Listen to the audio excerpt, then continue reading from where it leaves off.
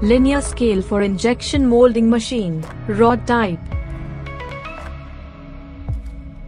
Rod type is an electronic type which can be used to measure distance easily.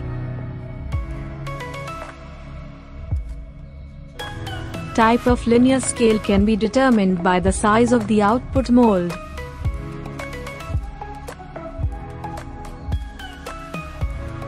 Installation is made simpler by the sensor structure design.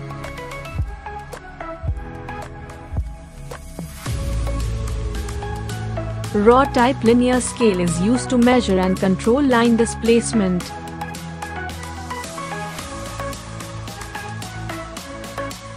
This type of linear scale is used to measuring of display length and monitoring it.